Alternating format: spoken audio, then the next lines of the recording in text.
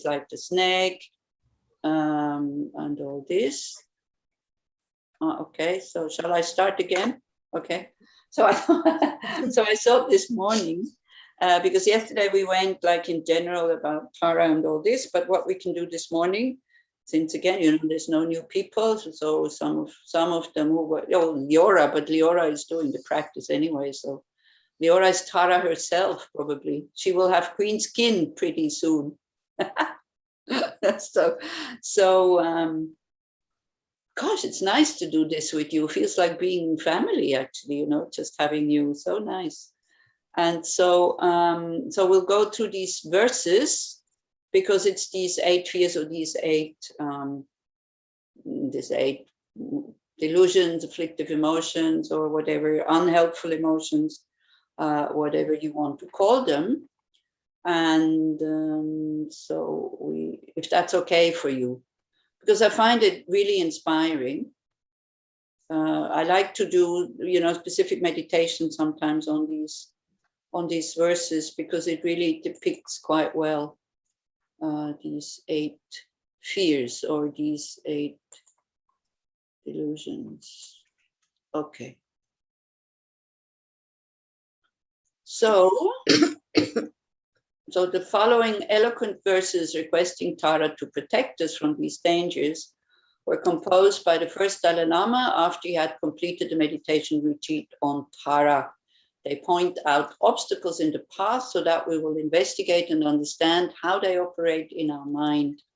Then we can apply the antidotes that the Buddha taught to first subdue and finally eradicate them so that they never reappear in our mind. But again, you know, like I think so that the delusions or these afflictive emotions do not reappear in our mind is like the only thing is really having a direct perception of emptiness.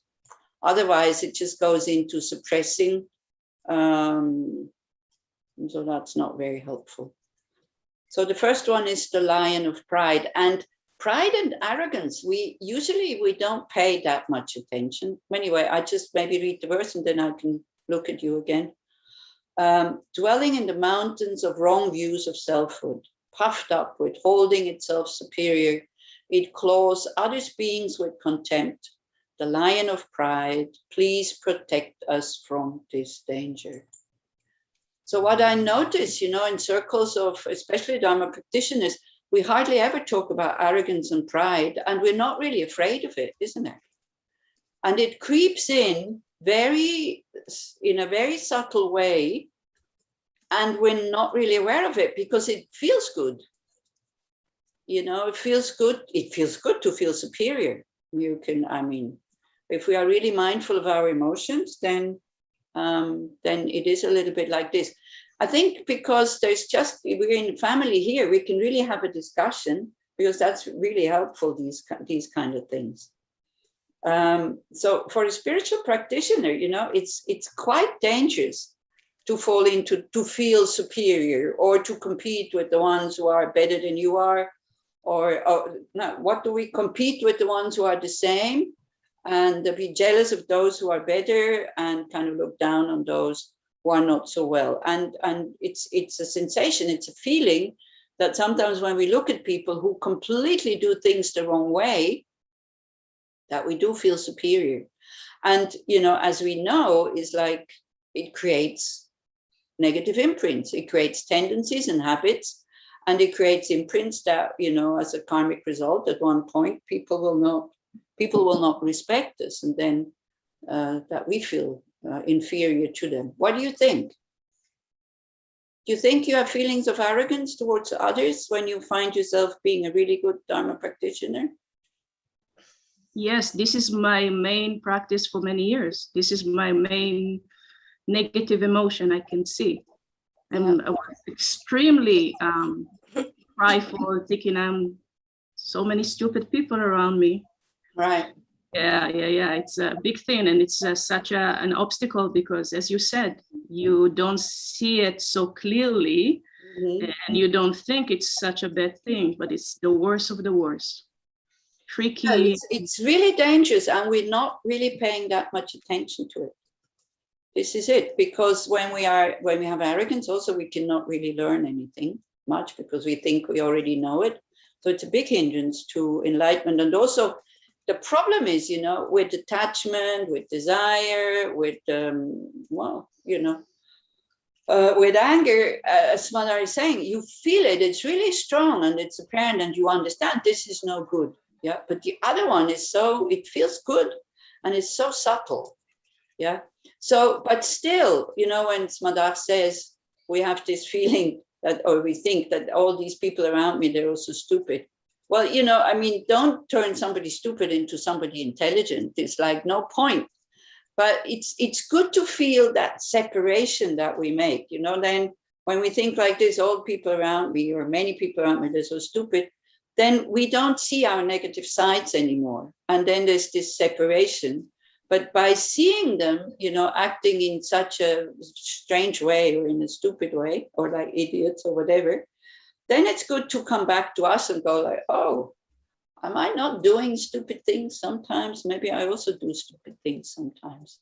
A little bit like this. That's a very good antidote to remember that I'm also doing stupid things. And then sometimes what helps me also is it's good to look at arrogant people and then thinking, this is how I look, you know, when I'm kind of have this thing and really go into the feeling. How does it feel? How does it feel when I look down on others and think I am so great? It feels good.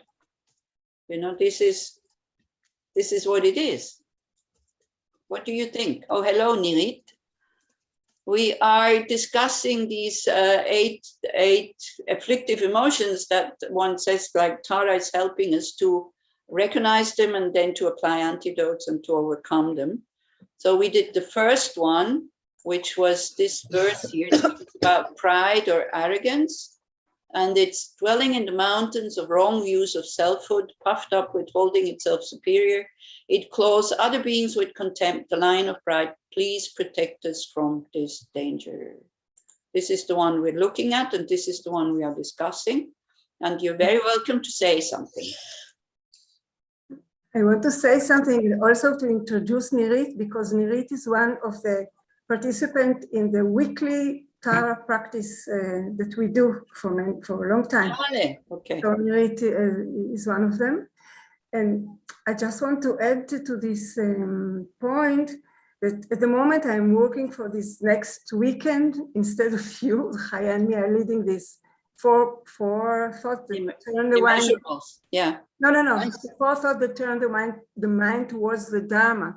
The first one is the precious human rebirth. And I keep looking at other people, and it's very, very delicate to see, to have compassion for those who don't understand how their precious human birth is, and to use it, not to waste it. And between arrogance, I'm doing this, but they don't. And you cannot have compassion if you feel I'm better than them. Yeah. Exactly, it goes into pity, you know, like, oh my gosh, am I glad I'm not like them, in a way. Yeah, that's also true, that arrogance is a hindrance for compassion. What else? Leora Kenneth. I started to work on it about 20 years ago.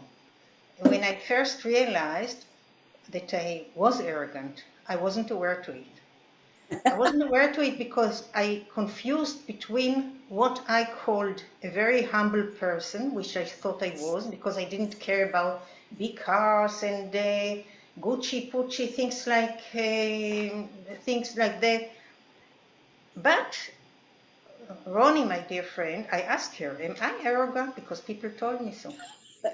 And she said, of course, you're so snob. Yeah, Ronnie is a good one to ask, actually, because she's not afraid to tell you the truth, and but you can be sure she still likes you. And she sees it. And she said, that's of course, but for people, of course you're a snob.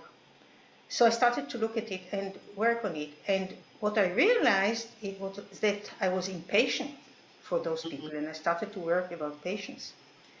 Because intellectually, I realized immediately that I I want to love people not for their intellect, but for their good sides, their good qualities, those who can, you know, and everyone you can see the positive sides. So I saw that immediately intellectually, but I had to, and I still do, have to work on my patience.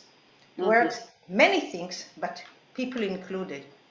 So it goes together with, for me, when I see that I feel superior, I don't feel superior, but when I see that I don't appreciate others for what I want to appreciate it, I work on patience, because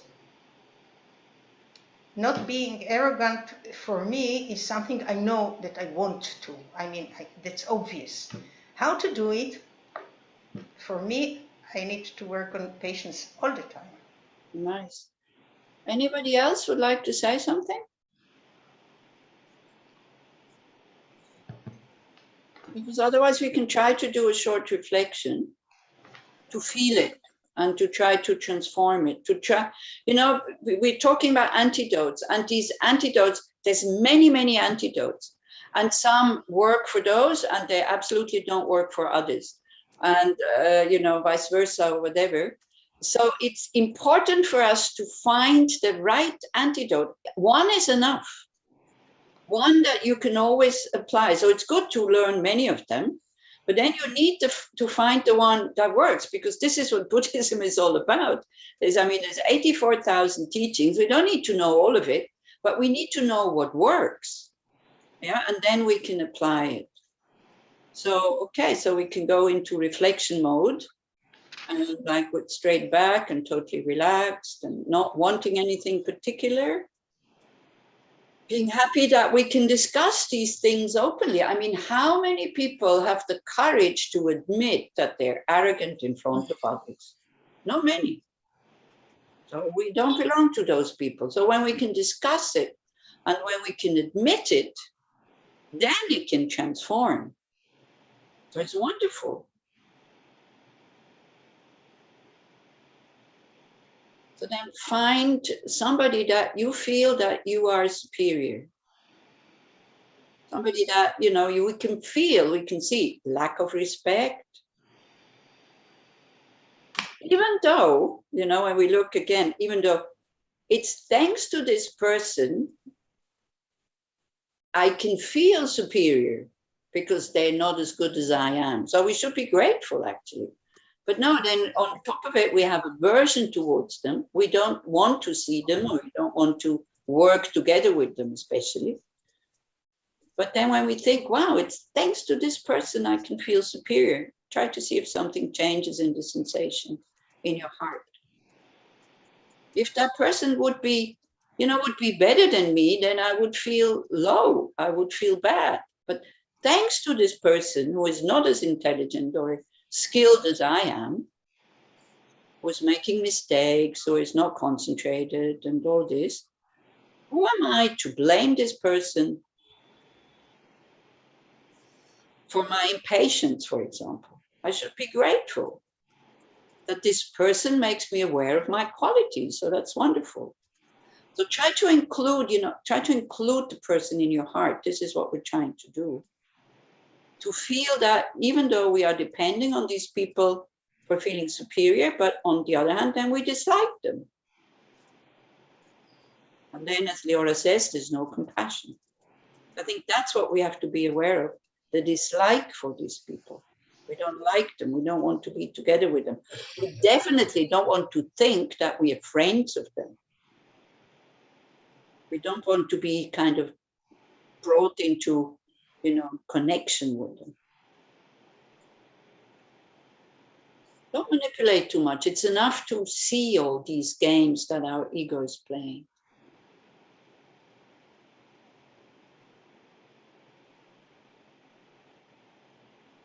And then you can really think about your good qualities that we're so proud of. Think about them, see what happens, you know, look at the reaction in your heart, where you think you are superior to this person.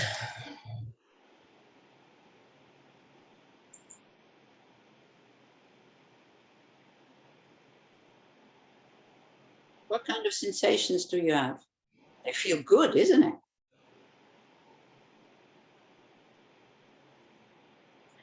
But then we can, for example, think, why do I have these qualities? Like Dharma practitioner, understanding precious human rebirth. Was I born with this? Didn't I need somebody to tell me about these things? My teachers, my Sangha friends. What happens then, you know? This understanding of that I have a precious human rebirth and I'm using it in a beneficial way. I feel my life is meaningful because of that. How do I know these things?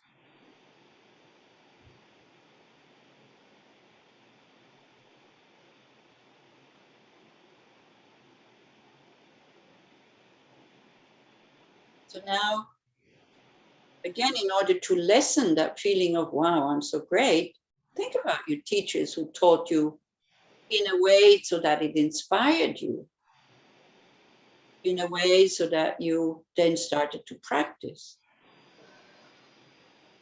And then look what happens.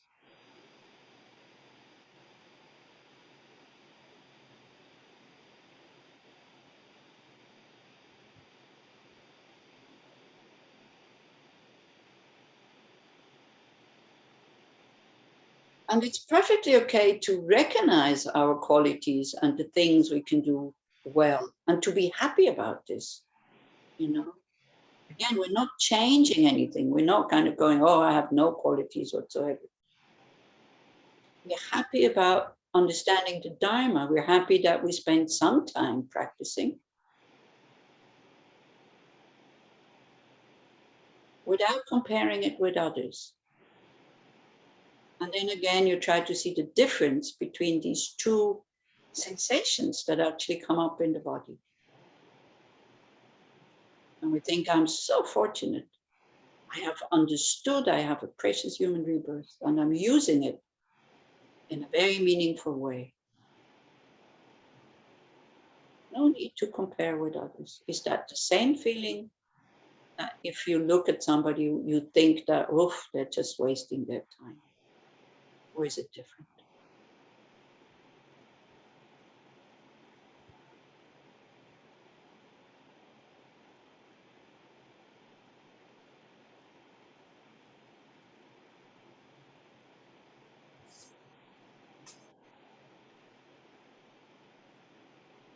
Or another antidote for arrogance is to think about our mistakes that we made until now. Things we still can't do, things we still don't understand in the Dharma, for example. Or things maybe that don't interest us, and then we just think, well, it's not necessary. I'm not saying it is necessary, okay? Because as I said, Buddha gave 84,000 teachings, you have to find out what works. But then it's not just what I like, it's really what works.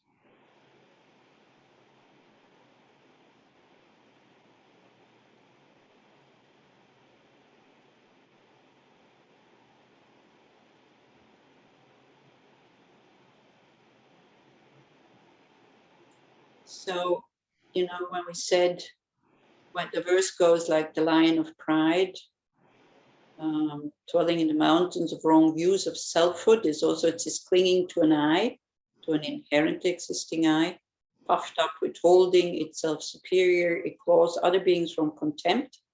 And now is like we make supplication to Tara, who has overcome all pride, and we think about our arrogance, and we can just ask her for protection.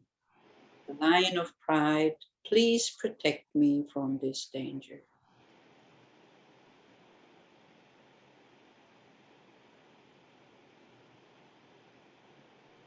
And then, you know, with time, maybe when we feel arrogance arising, we think of Tara, that we ask for protection.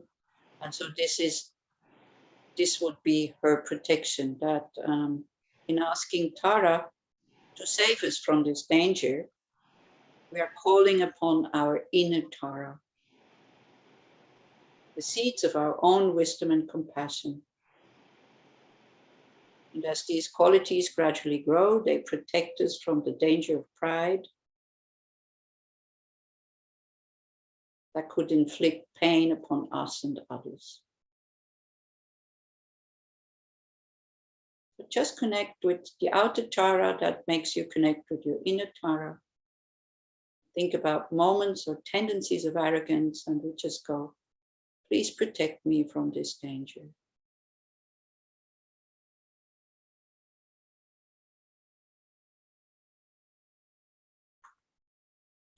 Okay.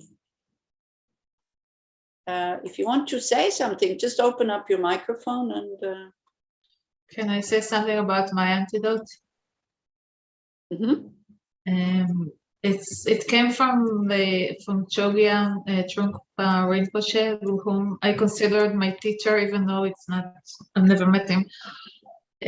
He calls it spiritual materialism. Right. Yeah. And basically, it's what you say, that we use the teaching to prop our ego, just like we use, you know, new clothes or new big houses, and oh, I own these teachings. And for me, over the years, every time I got into this, you know, kind of thinking, I was like, oh, that's spiritual materialism. It's really kind of, of course, it's an ongoing process, but yes, sure. But this is a perfect antidote to recognize that. Oops, now it's there. Yeah. Oh, great. Yeah, it's a wonderful book. I think everybody should read that. All the Dharma practitioners should read it. Chögyam Trungpa called the spiritual materialism. Because it's such a hindrance, you know, it's such a shame, because then we practice. And what does it do? Nothing. It just, instead of, you know, the ego becoming smaller, it gets bigger and saying, oh, look at me, I'm so fantastic. And then, of course, you know, this spiritual materialism is very easy to see it in others. Yeah, it's so easy to see that when others have it, but it's very difficult to detect it in ourselves. So this is why one actually needs a kind of self-reflection is really important. Self-awareness is really important, but with this knowledge behind that we have this wonderful potential that we really want to be able to live. And I kind of started saying or doing reflections in the last few weeks or months, that we all have very natural values. We all value compassion, love, patience, you know, humility. Humility is kind of, do you want to be humble? I'm not sure. So it's like, but generosity, all these other things. We all have these values, but we're not able to live them. So the values, we have them, like we're pulled towards these things, but then it's such a shame we're not able to live it. So instead of talking about potential and all this, I started talking about values, that we're trying to uncover them, that, you know, the ideas of the values that we have, that they become our way of behavior spontaneously, uninterruptedly, and effortlessly. You know, these three things the Buddha does. You know, the Buddha is constantly there for other beings, spontaneously, uninterruptedly, and especially the best thing, effortlessly. Like, for example, effortlessly, none of us would kill a human being just like this. Yeah? We don't need effort. We don't need effort to say, oh, no, don't go and kill that person. It comes spontaneous. You know, it's a value that we have. I would never kill a human being. And we actually, for us, most of us, we wouldn't even kill on purpose a fly or a mosquito or another bug on purpose, you know, boom, just like that. So this is one of the values we live in, effortlessly, spontaneously, and uninterruptedly. Yeah. And then we take it for normal. But look at people. There are people who don't have this. They haven't subdued their body. Or stealing is also one of the negativities of the body, or sexual misconduct. You know, we wouldn't do this. We were talking about, again, you know, about the Me Too thing, and I've been touched when I was younger by guys, and you know, I was just thinking, wow, I never had this urge of touching somebody in a sexual way that didn't belong to me, or that was not in agreement. I was, how wonderful that I don't have this pull to do things like that. You know, it's also good to rejoice from time to time what we have already subdued, which we hardly ever do. Do you see what I mean? Nobody's nodding. Do you see what I mean? Okay. So it's okay to feel good about yourself. It's very necessary, especially for us Westerners, you know, and to just rejoice without comparing ourselves with others, that we do have these values and we're making an effort to be able to live them. So it's wonderful. Yeah.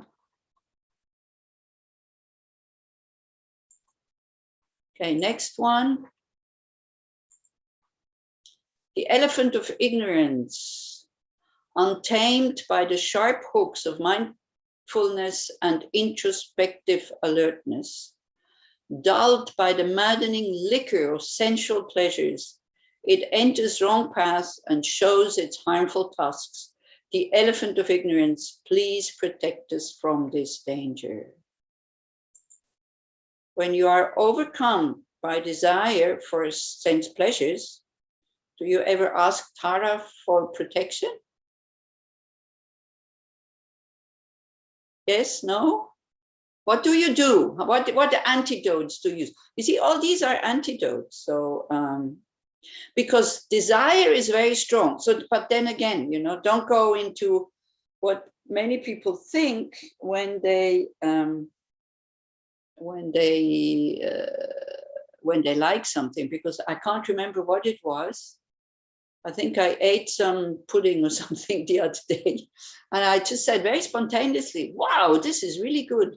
And the very good Buddhist across, you know, on the table, she said, oh, this is attachment. I said, well, come on, this is pudding. This is not attachment. What are you talking about? I'm not going back to this restaurant again and again and again and again to eat the same pudding. It's just pudding, and it's really good. I mean, I can also say, it would have been more realistic to say, I perceive it as really delicious. And then I said, you can turn this into a practice, but also I didn't think. I was just thinking, honestly, spontaneously, wow, this is really good. And that was it. Not, you know, how is it made? I want more of it, or this and that. I was very small also. I just enjoyed it. But in order to turn it into a practice, like the antidote for it to become attachment, one could think about the people who made this pudding. You know, and then you go more and more and more, because the whole universe is included in this little jar of pudding here. Because, you know, if you think about the parents of the people who made it, and then their grandparents and this and that, you know, people who made the food for the parents and the grandparents and for the person, and there's no end to it. So then also, or, wow, somebody made this pudding just for me. May they be happy, may they be well, for example, or I will lead them to enlightenment. So I give you the pudding of full awakening at one point. You gave me the pudding of sensual pleasure. Now I will give you the pudding of enlightenment. Or what antidotes do you use when there is this, you know, it's the elephant of ignorance. So kind of, I think what he wants to talk about with the sensual pleasures, that we are attracted to sensual pleasures and we don't see that there's always a hook behind the sensual pleasure. The hook behind the sensual pleasure, this is from Pema Chodron. I think the book is called Taking the Leap, if I'm not mistaken. And it's about addiction. It's a shame Varda is not here. Varda now would go into the internet. She would find the link for the book, the right title, and all of this. So for that, she's really, really helpful when I give talks, when she's there. I really like it when she, you know, immediately 2 seconds later, the link is already appearing. I think it's called Taking the Leap. I can't remember that well, but there she really explains, we're like the fish, you know, biting the hook again and again and again and again and again. And this is this ignorance of thinking, or this wrong view of thinking that sensual pleasure is happiness. And we don't see that if out of attachment, we take something by thinking unconsciously almost, that this will give me some relief from suffering, this will give me happiness, we create more causes for not finding pleasure. If we find something pleasant, why do we find something pleasant? Do you remember? You can say, what's the cause for pleasant experiences, pleasant feelings, pleasant sensations. The pudding or what? Some past experiences that we have with this object, that we have some imprints of having nice feeling. Yes, and good karma. Yeah, positive actions, positive karma, because also the past experience came from something, so it must have a deeper cause than just a past experience. Yeah, the past experience definitely has a connection to it, because we can see when we have food poisoning, and you get food poisoning. Why? Because you like what you're eating. If you would hate what you're eating, we would never get food poisoning, because we wouldn't eat the thing. So we like what we're eating, and then we get sick, and then just hearing the name of the dish or of whatever it was makes you sick. So yeah, so that's definitely a condition, but I don't think it's the cause. The cause is there is a positive karmic imprint ripening, or, you know, skill from which comes from a skillful actions that we did, not just for my happiness, but for the happiness of others. So then it has not much to do with the object outside, but the ignorance is, it seems as if it's the object outside that gives me this, this moment of pleasure, which we mistake for happiness. And because we want to be happy, we have to repeat again and again and again and again. And all we do when we consume things out of attachment, we create causes of not experiencing pleasant feelings anymore at the time. We kind of exhaust our karma, because attachment is, oh, you know, I need this again. It's like, and it also, you know, when you talk about, what is it? The view, meditation, and then the action. So the view, we have to have right view. So the wrong view is like, you know, like Fata Morgana in the desert. Over there, there's water. This object will give me happiness unconsciously, because that's what the mind has trained in. It will give me happiness. Then we run, and then when we're there, there's no water. So we get disappointed. Yeah. So it's the same thing. We want happiness through sensual pleasures, and we think by just amassing them and stringing them very close together, we will get some lasting happiness at one point. But it's exactly the opposite, and we can see it. You know, if you go to the bakeries or the patisserie here, you know, like they look totally different from how they looked 20 years ago. They have these wonderful things that also like pleasant to the eye, not just to the tongue. They're very refined. They're very, why? Because why? Because we have to change all the time. When it's eating things because you want pleasure, it has to change all the time. When it's something like bread that we eat just because, yeah, because we want to be fed, it could remain always the same. But even with bread, look how many kinds of bread there are. You know, something as simple as that, just to enhance the feeling of pleasure. And then we need more and more kinds of bread. When I was a kid, there was white bread and brown bread, and that was about it. Now, you know, you look at the bakery in Yotfat, how many kinds of bread does he have? Many. And nice. And very, very delicious, right? So if we want to find happiness with sense pleasures, we have to change again and again and again and again. And this is how we destroy the planet, with our addiction to sense pleasures. I mean, not us, but, you know, in Switzerland at the moment, there's a lot of talk about food waste. I can't remember how many tons of food private people throw away, not shops. Private people, you know, food you buy and then you throw away. So there's big campaigns now, like, you know, very, very known chefs kind of gathering the food, for example, vegetables that cannot be sold because they're not the right size or this and that. And then they gathered volunteers around them, and on the city square, like in the middle of the city, they make food with this food for like 2 days ago for 1,500 people, with food that would have been thrown away. And of course, you know, they attract people to come because of their name. So they cook one dish, or they cook different dishes. You can go, you can get something for free, and it's all food that would have been thrown away. So people have to become aware of how much food is being thrown away, because we want pleasure, and then there's always this fear that we don't have enough food, and then we buy too much of it, and then it gets rotten and we have to throw away. How do you think is it in Israel? After a wedding? There is more awareness of it. For example, in Haifa, there was a store, I don't know if it still exists, that they collect all the food and the same, and sell also yeah. So I went a few times, but it didn't taste so good. So I could see that I want to support good intention, but if I don't get. Yeah, that's it.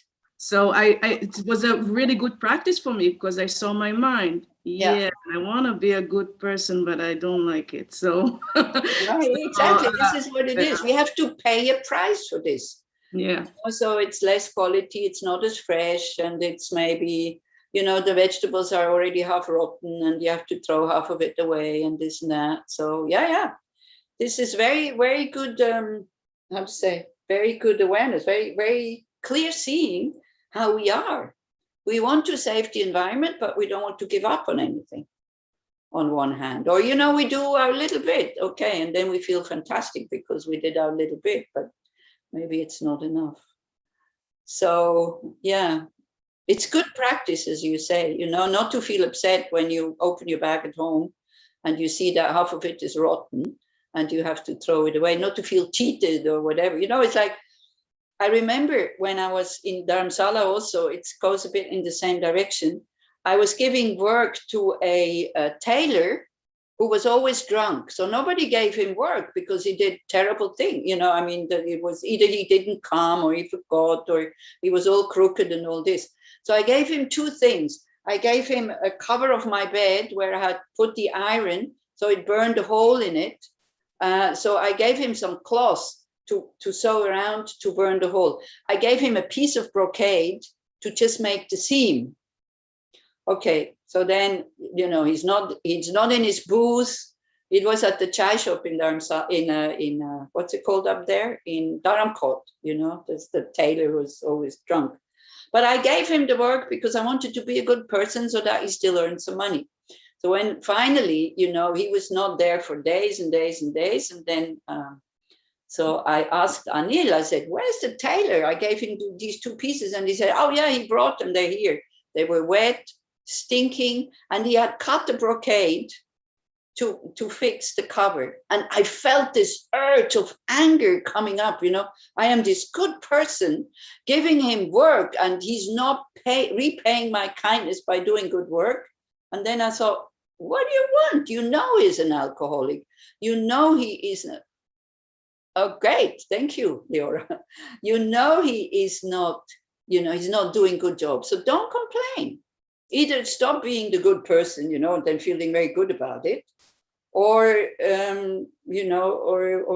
or accept that the work he's doing is not good. So that was interesting. It was a very interesting experience. Also a bit the same as, in the shop. I discovered, okay, I want to be helpful, but I don't want to pay the price. Yeah, and we forget that we're not paying a price now. We're actually gaining a lot from it, when we do this with a good intention.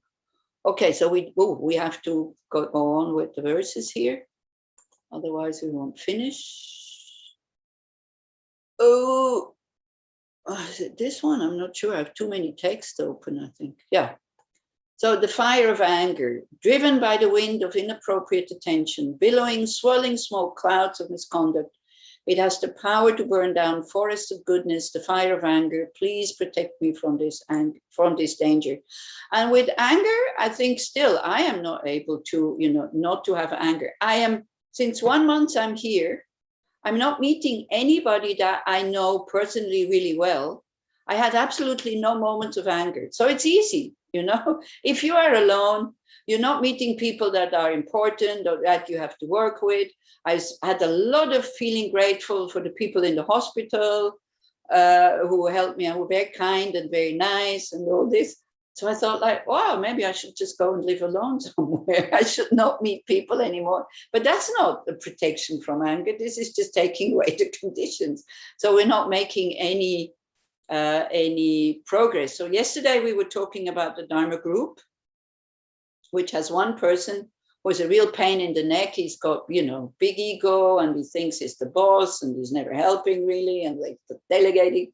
And I said, but, they said we should talk to Rinpoche, blah, blah, blah. And I said, well, maybe there's a purpose why this person is here. Otherwise, what would we work with? And then somebody said, yeah, but you can make big progress if nobody pushes your button. And I said, I doubt.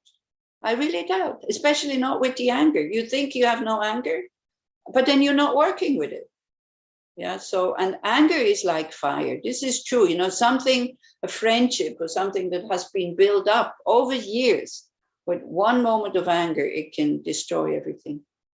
So anger is horrible. But again, what we're doing here, we are taking the energy of anger, but we're taking away with the protection of Tara, we are taking away this, I am angry because I want you to be unhappy, like this kind of energy that puts me in the middle of the stage.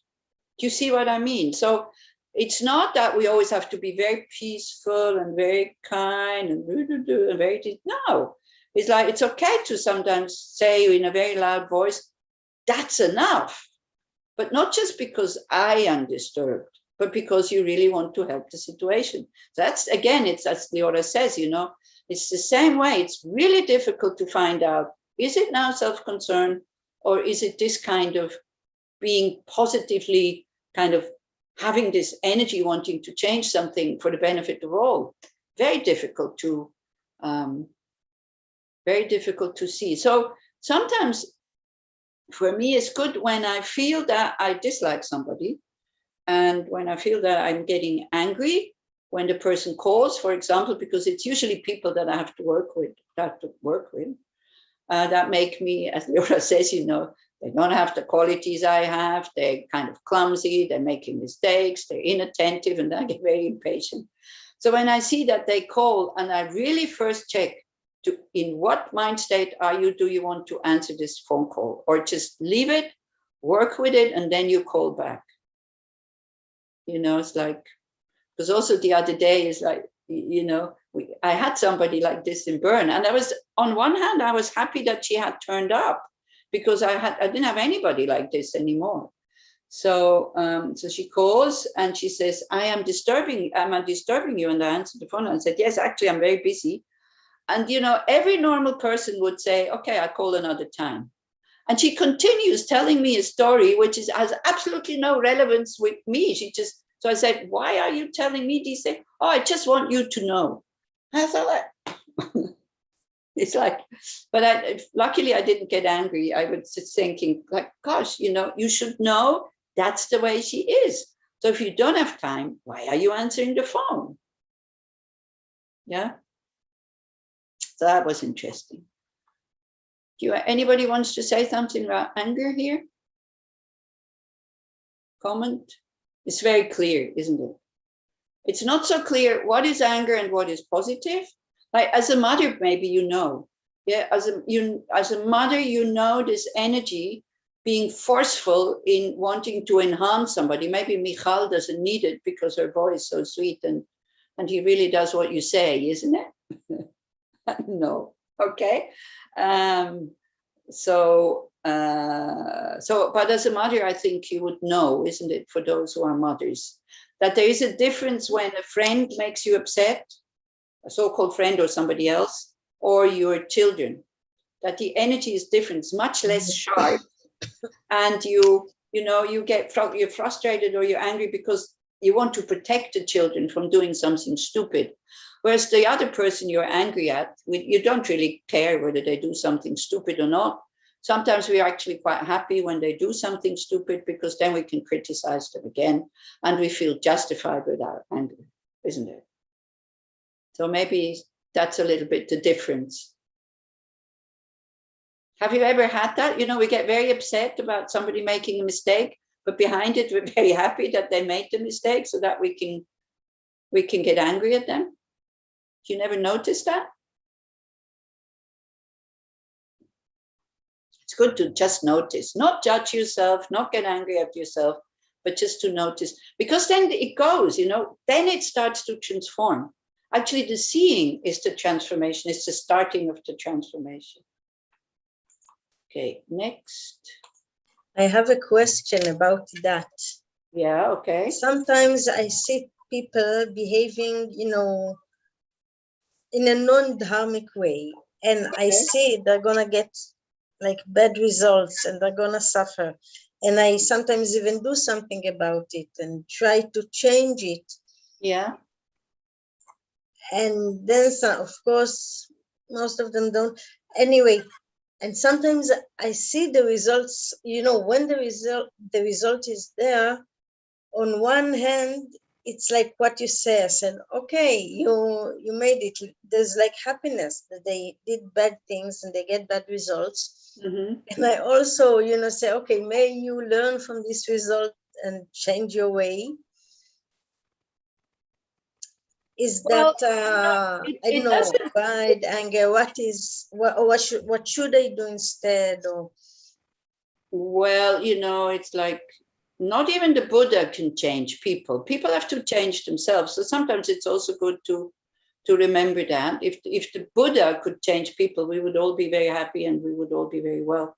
But it's okay to, usually if they're not asking me, I'm usually not really doing something. But of course, I'm in the position where people come to ask me what to do. So that's different, because then they're open to receive what I have to say, or at least they listen, but it doesn't mean that they change. And it's really good to see also how difficult it is for us to change our behavior. And as I said, Ronnie is a really good friend who does tell you what is still wrong with you when you think you already have overcome the problem, with this certitude that she will still love you and she will still like you. I mean, she's really quite amazing in that aspect. But not everybody likes that, by the way, so it's like, there's also people who criticize her for this, but she immediately sees where, she has this kind of analytical wisdom kind of thing to see, oh, wow. So this is what I'm saying. So if it's not welcome, then I think we should just, meditate on it and think, may you be happy, may you be well, whatever, things like that. Sometimes, people were expecting me with other Sangha members, because I was doing the pre-ordination course. They were expecting me to tell everybody, the new Sangha, the new monks and nuns, when they did mistakes. And so it's such an unpleasant thing to do, really. And all of a sudden I was thinking, why am I doing this? I'm not the Dharma police. What is this? So it's very difficult. So what we should transform is first our own mind, and also have the courage maybe to ask somebody, what do you think? How do you see? Am I, as Leora said, am I arrogant? Being open to hear what the person has to say. Also, not expecting that she says no, it's okay and this and that. Okay, next one. The snake of jealousy. That's a nice one here. Lurking in the dark pit of ignorance, unable to bear the wealth and excellence of others, it swiftly injects them with its cruel poison. The snake of jealousy, please protect us from this danger. So again, jealousy has a lot of energy, and it can have the energy of competition. I want to be better than the other, which makes us do things that otherwise we would be too lazy to do. So it does have something positive inside. If we can, if we can take out that thing, I want to be better than the other, and then it makes us kind of do something. If we can take that motivation out and think, I want to do this for the benefit of all, again, the energy itself is okay. To take others as inspiration and wanting to become as good as them, that's fine. Yeah, but then if we want to have it to have this lion of pride, then not so good. Again, very difficult to detect which is what. It's like, you know, so, but rejoicing with the good things of others, when you're jealous, is almost impossible. You know, they say the direct antidote when you are jealous is rejoicing with the good things of others. But don't try to rejoice with the good thing of the one that you're jealous at. It's not going to work. Your ego will totally rebel and say, what? No, but, you know, a little bit like this. So try to rejoice with the good things that somebody that you like has, and then feel the energy of the rejoicing. Then you might have some interest in kind of giving it to others. What do you think? Do you have moments of jealousy? I have a question. Yes. It's kind of complicated. I think like by nature, I'm not a very jealous person, and I grew up in a kibbutz, which, you know, kind of conditions you to be very, to equalize, but yeah, I've noticed that, and I think this might be actually a spiritual materialism, and when I see people who have a lot, I kind of feel sorry for them. Yeah. Because of impermanence, but I'm not sure it's a virtuous thing. I don't know. Well, it's definitely not jealousy, but it's not rejoicing in what they have. Yeah. It's almost like, oh, everything. Well, again, you know, Nirit, you're the only one who can really answer that question, because it could be a kind of consoling for, you know, for us not having all what they have, by thinking, wow, you know, they have all this, but it doesn't really give them happiness and they will lose it. But it could be real compassion. But I don't know. You are the only one who can find out. Yeah. You know. That's a good question. Because, you know, again, I can only take my own example. I see what I was doing. Is like, I left school when I was 15, but as a Dharma teacher, you know, you constantly, when there's congresses or things like that, you're constantly surrounded by people who, all of them have gone to university, all of them have degrees, all of them have this and that. So I didn't get jealous really, I think, but I felt inferior because, you know, absolutely when they were asking which university did you go to? No, nothing. What did you do? Which book did you write? Well, nothing.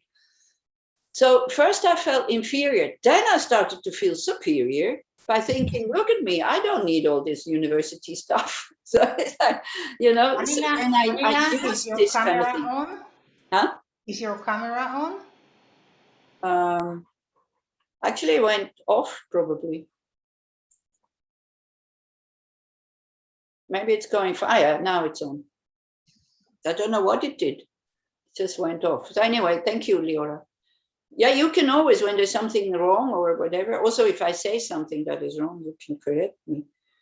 So it took me a while to see what I was doing, that I was actually getting arrogant about not needed a university to teach Dharma, you know. So now I think I'm again in the middle by seeing, yeah, I'm really lacking intellectual knowledge, a lot of it. And to feel okay with it, you know. So I think the main thing is that we feel okay with what we have and what we are.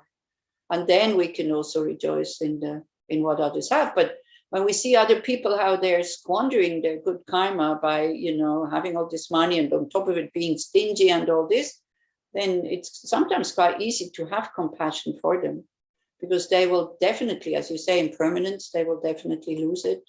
And then it will be very difficult for them to find happiness. Okay, we finished on all these verses. So snake of jealousy. And we miss you again. Yeah, so I think it's when I open the screen that the camera goes. Yeah, now it's I'm sorry, it's going funny again. So we leave it as it is, because the internal camera, sometimes it works. The external now again, it's not working. And I guess I have to find solution for this anyway, but you can see the screen and you can see my hand. That's okay. So we'll have a break, and I close it down. I close down the computer, and then sometimes it works again. So the thieves of wrong views, roaming in the fearful wild of inferior practice, and the barren waste of absolutism and nihilism, they sack the towns of hermitages and benefit and bliss. The thieves of wrong views, please protect me from this anger. So, you know, again, this is all about either things exist really or don't exist at all. Now it came on again, so it has its own life, my camera. So there, this is Sunday evenings at the Dharma Friends, and the weekends with Geshe Dorje Damdrul, so that we know what this is all about. Now we come to, you know, I can't talk hours and hours and hours on emptiness. We read 3 sentences and that's it. So, but it's good if people can talk hours and hours and hours and discuss on emptiness. So then the chain of miserliness, it is really like a chain when we cannot give, binding embodied beings in the unbearable prison of cyclic existence with no freedom. It locks them in craving, tight embrace, the chain of miserliness. Please protect me, protect us or me from this danger. So when we feel that this is arising, we want to give something, that something is holding us back, then there's this very nice prayer to Chenrecigo also, and there's one verse which says, when miserliness is overcoming me, please be my manager of giving. You know, please, you give, I can't give, but please, you know, the aspect in us that is Chenrecigo Tara, please you give. So that I find that very nice. So sometimes when I don't really want to give, then I think of this one verse. And I ask Chenrecigo you know, I give him whatever I have and say, please, you be my manager of giving. Not too much, not too little. Yeah, so it's also giving everything is not skillful. Then the flood of attachment, sweeping us in the torrent of cyclic existence, so hard to cross, where conditioned by the winds of karma, we are tossed in the waves of birth, aging, and death. The flood of attachment, please protect us from this danger. Attachment's very strong. But also, again, desire attachment, it wakes us up. It makes us interest. It makes us wanting to engage. So it's exactly the opposite to depression. So again, it does have a good energy. You know, the energy itself is okay because it moves something. So again, don't throw everything out. Just the wrong view that having what I want will give me lasting happiness. Then the carnivorous demon of doubt, roaming in the space of darkness and confusion, tormenting those who strive for ultimate aims. It is viciously lethal for liberation. The carnivorous demon of doubt, please protect us from this danger. Yesterday we talked about this, you know, that we are happily practicing. All of a sudden doubt is creeping in. Oh, what are you doing? Why don't you go out to the beach with everybody else? Why can't you be normal? What are you doing? Probably most of us have overcome this kind of doubt, but sometimes still it still comes, especially when we are with people who don't practice. And then there's the dedication to these praises and requests made to you, quell conditions unfavorable to Dharma practice. Let us have long lives, positive potential, glory, and other conducive conditions as we wish. So we could do reflections on all these verses, you know, like we did with the first one to really feel and experience it. But I guess, you know, we will then, after the break, continue with the sadhana, which we have we do five delusions, 5 negative emotions that we have. So I can maybe insert in each one, I can read the verse again, and I will put it in the chat if you want, so you can download it, if you can download these verses. I find them quite inspiring. Don't know about you, but okay.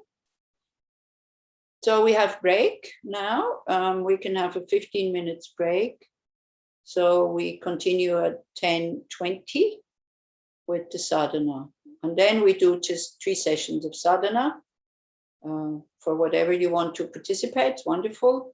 You know, as you noticed, maybe it's although it's the same sadhana, but I always say something a little bit different in each one. Not because I plan to, but just because that happens. And so like that. Okay? Okay, so have a good break. I will go out of the session and then start again. Maybe it helps with the camera. So But anyway, just tell us in 15 minutes, yeah? In 10:20. I have here 10:06, so 15, Yes. yeah, 20 past, more or less. Yeah, okay. 15 minutes break, okay? Yeah. Okay, thank you. Thank you, Anila.